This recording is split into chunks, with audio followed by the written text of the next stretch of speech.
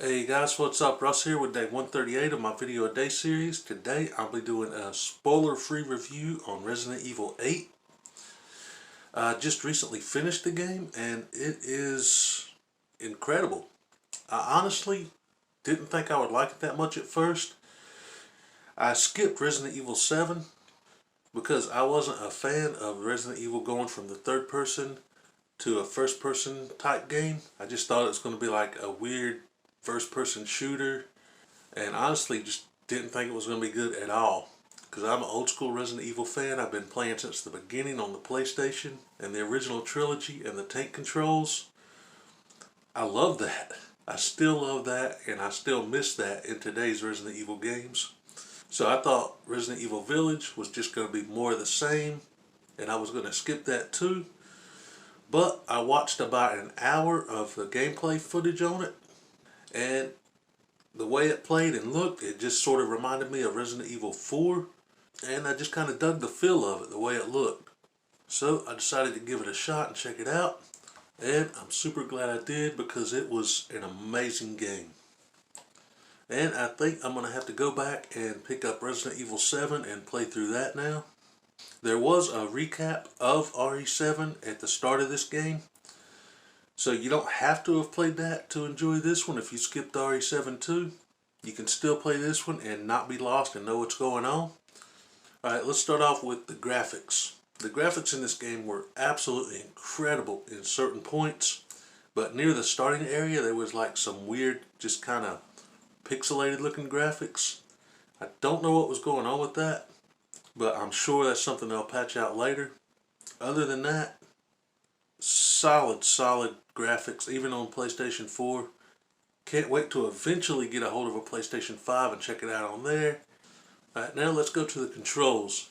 The controls were incredibly tight and responsive and flowed super well. They just felt smooth and fluid. The aiming, the guns, perfectly tight controls. Now I did hear that there was an issue with the PlayStation 5 version with the haptic feedback that makes your character crouch when you're firing the gun. So I don't know what's going on with that because, again, I haven't been able to test that myself. But the PlayStation 4 version ran like a dream. I'm going to talk a little bit about the story, but I'm going to keep it spoiler free as possible. It kind of has a peaceful opening, kind of a false sense of security, and then all crap breaks loose. Next thing you know, you're stranded in the middle of this village. The game is loaded with all new enemy types. They didn't go back to zombies, which kind of bums me out. I'm kind of hoping eventually they do circle back around to that, since that's how it started. There are 5 main bosses to fight in the game. Each fight felt different. You had to have a different strategy for each one. You couldn't just run in blind, firing like crazy. You really had to think about it and plan out what you were going to do to take out each of these bosses. The inventory management system makes a return from RE4 in this one, as well as a merchant, but not the merchant from RE4. It's a different merchant in this one, but they are connected. The crafting system and inventory management and the upgrades all play a big role in the game, and you spent a significant amount of time doing that, but even that feels fun in this game.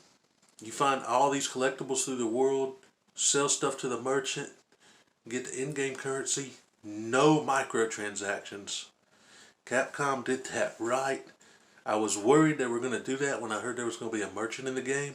I thought, man, they're just going to load it with a bunch of microtransactions and it's going to be real world money. No. It's all in-game currency.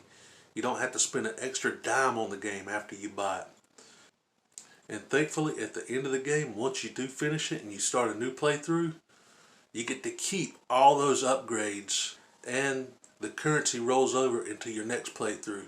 And with this game, you're definitely going to want to do multiple playthroughs, especially if you're a trophy completionist, because there are several difficulty-based trophies and trophies where you can't get them on the first playthrough because it's impossible to build up every single gun. So it's almost like having a New Game Plus without it being New Game Plus, because you do get to keep all your upgrades and all that good stuff for the next playthrough. And there are some great puzzle elements in the game that make a return from older Resident Evil games that I'm very thankful to see back, because that was a lot of the fun for me in the older games. Just the backtracking and puzzle elements, having to find this part to combine with another part. And it just makes the game feel more complete and flushed out.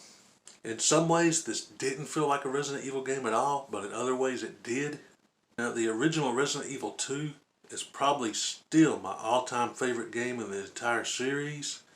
This game came very, very close to becoming my favorite Resident Evil after playing it. I've got to give this game a 10. A perfect 10 score. I think even if you're an old school Resident Evil fan like me, you're still going to love it. So definitely recommend picking this up. Alright, that does it for day 138. I'll catch you guys tomorrow for day 139. Peace. What did you say his power level is?